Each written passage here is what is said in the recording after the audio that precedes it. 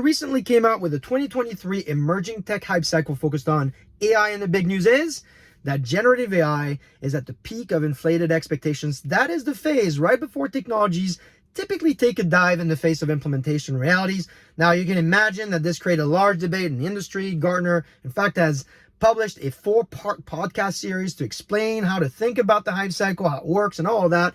Today, I'm just going to simplify it down for you. How do you take this research and match it with real life? But before we do that, there are a few people I want to make sure you know and follow. My first one is Bob Muglia, formerly of Microsoft, where he was president of Server and Tools Division. I had the honor of working with him there. You might also know him as the former CEO of Snowflake. He just published this book here called The Datapreneurs, and he's talked about this book last Friday on CXO Talk. This is a must listen, in my opinion.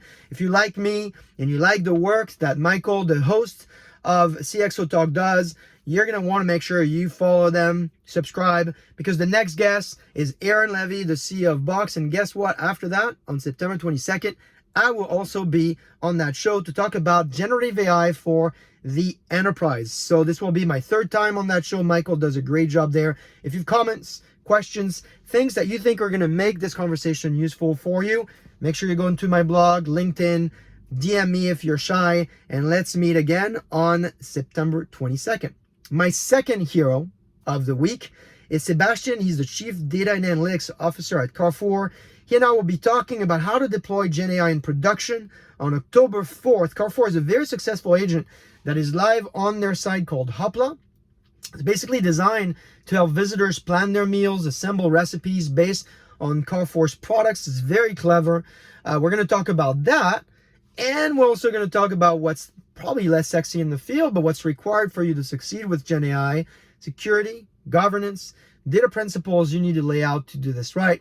It's going to be at the Entropy Conference on October 4th. Again, link to register for that for free is on my blog. And then finally, my third hero is Anil, CVP of Cloud Platforms at Walmart, because his team this past week published a highly detailed blog on how Walmart does machine learning. And this post really covers great guiding principles, specific use cases in industry, lesson learned.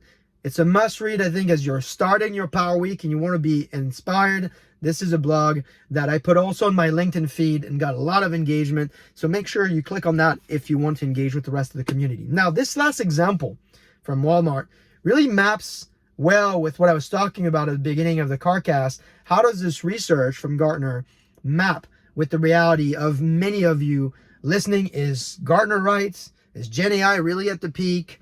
And what's happening next? Well, I'll give you a multi-part answer to that question from my observations with people that are succeeding with it. The first one is educate yourself on the hype cycle, how it works, the key themes, how you can understand that report with the other reports like the Magic Quadrant, for instance. So I'm going to put up here a video I recorded on how to think about the hype cycle. It's a really simple video. It takes you through the basic concepts there. Hopefully it'll be helpful to you. Second is get close to practitioners. I talked about Anil here.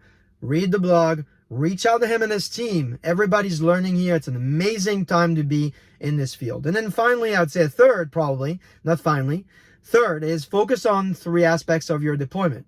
Determine where you really should focus your efforts. Which department will you be driving most value for with their current team, their current leaders. In fact, a few weeks ago, I was talking to the Chief Data Officer at Wendy's, and she was explaining to me how much of that choice that you make of who you're going to partner with as you're going through this journey is going to determine the factor of your success. So really, you want to do a lot of thinking around that. And then finally, which use cases should you prioritize within that domain once you've picked that?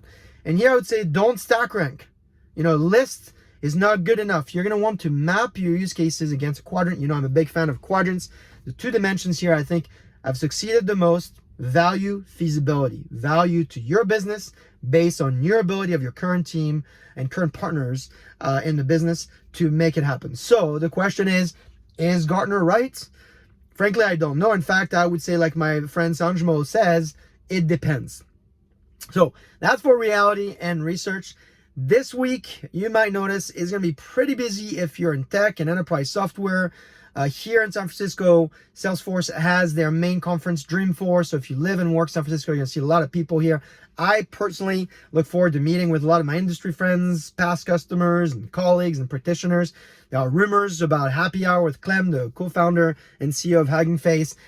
So lots of great people stopping by San Francisco this week. You're going to want to follow me on LinkedIn as I'll take photo as I go through this week myself where it's appropriate. As usual, you can always find more resources on my blog. I never have time to cover everything that's on the blog, but there's interesting things in there. Like, for instance, the keyword of the week is FOFO. So you might know about FOMO, but you don't know about FOFO. So take a look at that blog and see what you think. There's also the CyberSecurity Ecosystem Map. You might remember the map on machine learning and analytics that Matt Turk and I talked about a few months ago.